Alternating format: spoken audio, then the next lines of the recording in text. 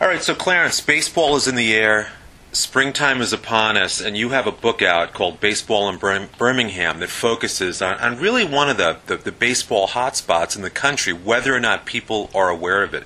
Talk about baseball in Birmingham and what inspired you to do this book this time this year.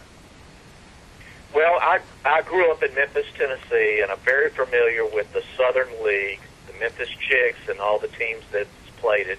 I've lived across Florida, Georgia, now Alabama, so I've been around to see the various old ballparks and studied the teams in the Southern League. And coming to Birmingham in 1996 and getting to be around Rickwood Field has just been a baseball paradise for me. And Birmingham is, and Alabama for that matter, is really a unique place for baseball. Mm-hmm. You know, everybody thinks of Alabama as a football state, but when you go back and look at the impact that Alabama and the players that have come from this state and this area have had on baseball, there's nothing else like it in the country. There really isn't. For instance... No, go ahead. I'm sorry. For instance, Mobile has produced more Hall of Fame baseball players than New York City. That's true. And, that's a great fact. Yes. And Birmingham has just this long history. You know, everybody knows who Dixie Walker and Harry the Hat Walker is, but a lot of people don't know their father and uncle also played Major League Baseball. And you've got great baseball families like the Bragan family and Sammy Hairston, who had two sons that played pro ball and has two grandsons that are playing Major League Ball today. So we've got a great heritage here, and there's very few times something happens in baseball, even today, that I can in some way trace some kind of relationship back to Alabama and Birmingham. Very interesting. Clarence Watkins is talking about his new book, Baseball in Birmingham. Clarence, what will baseball fans discover in your book maybe they haven't seen before? I know this is the 100th anniversary of Rickwood Field. I know that the park is well represented in the book. What are some surprises that even the most diehard baseball fan will come upon in your book? Well, I tried to, through the images in the book, to tell the stories about some of the individual players. The Barons had a long history.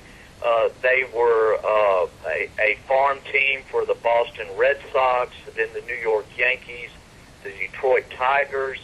Of one thing that was of real interest to me was the Yankees had this loaded farm system in the early 50s, and they produced a lot of quality players. They didn't keep them all, and some of them got traded off, and enabled the Yankees to get like Bob Turley and Don Larson. Wow!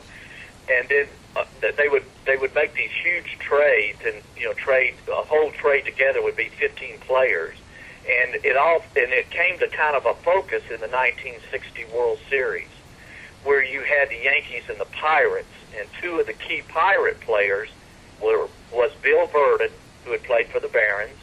And he made some outstanding catches in the World Series. He sure did. And then Hal Smith, the backup catcher, hit a home run that set up the Mazeroski home run.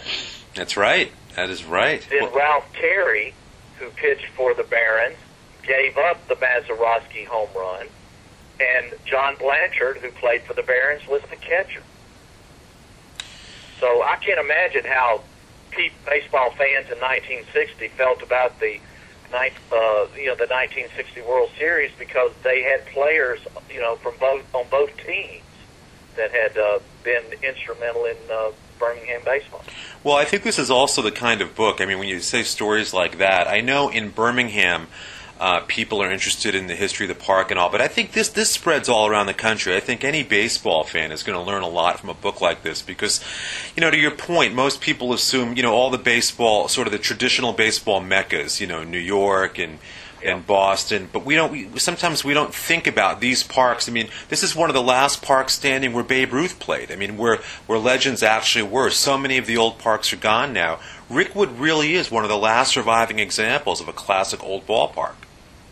It sure is. I was just watching Ken Burns' documentary, The Eighth Inning, last night, and he mentioned in that episode that with the demolishment of Ebbets, Polo Grounds, Bush, Shibe, and Forbes, we have lost our ties to John McGraw and Ty Cobb. Mm-hmm. And I thought, Ken Burns has never been to Rickwood Field because we have that tie here. Well, I have to believe, having been to Rickwood Field myself, now I want to go and take your book and kind of read your book while I'm in the stadium, because I think that's probably a nice way to enjoy it within the confines of that place. Have you done that yet? I've spent quite a bit of time out there, but I think that would be a great opportunity to go out there and sit in the stands and read a particular passage and think about it. You know, there's the great Dizzy Dean, Ray Caldwell game. Have you heard about that? Tell us. I have, but why don't you tell the listeners? Fill them in a little bit, because it's a great story. It's a great game. They used to do a minor league World Series where you took championship from the Southern League and they played the champion from the Texas League. This particular year, it was Birmingham versus Houston. Houston had this very brash young pitcher named Dizzy Dean, and Birmingham had an old pitcher named Ray Caldwell. He had already had his major league career. He had come down to the minors and was just trying to hang on. He was 42 years old and just hanging into baseball, you know, for whatever reason.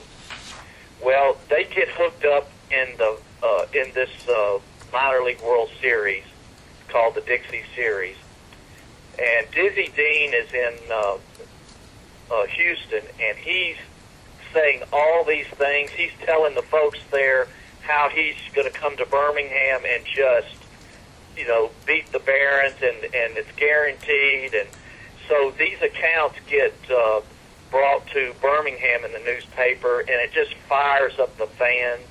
And they end up having this huge crowd out at the ballpark, almost 20,000 people. It only holds about 12. And so everybody's there to see this brash young man who says it's not bragging if it's true. And that was one of his lines. And so you have this great matchup, and here's Ray Caldwell. He's over the hill. He's got some alcohol problems. And here's this great game, and the end of the game is Ray Caldwell beats Dizzy Dean 1-0, and so it's still today one of the greatest games ever played at Rickwood Field. And of course we know what Dizzy Dean went on and did in the major leagues. Absolutely. But it was Ray Caldwell's swan song, and he went out in a blaze of glory. Well, I mean, Clarence, right there, I think you've crystallized what makes that park such a special church of baseball. Those places don't exist anymore. And your new book, Baseball in Birmingham, is just out from Arcadia Press. And I want to congratulate you, and also, you know, thank you for your work. You're on the board of directors of the Friends of Rickwood, and I know you co-founded the Southern Association Baseball Conference with another great baseball guy, David Brewer. So kudos to you guys for keeping these flames alive. It's an important time in baseball. The more we move away historically, we've got to remember to keep these places alive. There are too few left. So on behalf of all of us fans out here, great job, and keep it up, and good luck with this terrific book. Well, thank you, Chris.